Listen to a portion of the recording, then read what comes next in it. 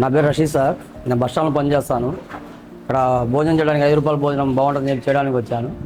మామూలుగా బయట ₹10 టీ కూడా రాదు ఈ రోజులలో. అంటే ₹5కి 3 కూరలు, అన్నం, పెరుగు, పచ్చడి, సాంబార్, 4 కూరలు అన్నం పెడుతున్నారు. చాలా బాగుంది. శ్రీశైలం పోయి భక్తులు కూడా చాలామంది చాలామంది వస్తూ ఉంటారు. మేము కూడా చెప్తా ఉంటాం, వెనకాల అన్న క్యాంటీన్ ఉంది, చాలా బాగుంటుంది భోజనం తినేసేయండి అని చెప్పి.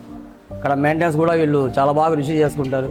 ఏం కావాలన్నా కానీ కోపడకుండా అన్ని మెయింటెనెన్స్ బాగా ఇస్తారు.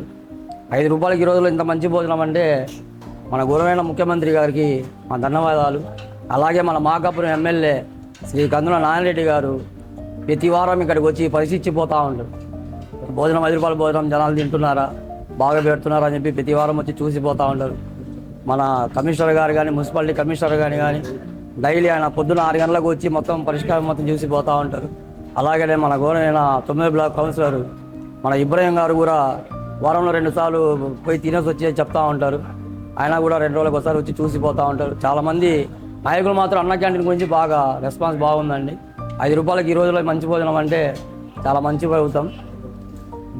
మామూలు బయట తినాలంటే ₹110, ₹120 భోజనం.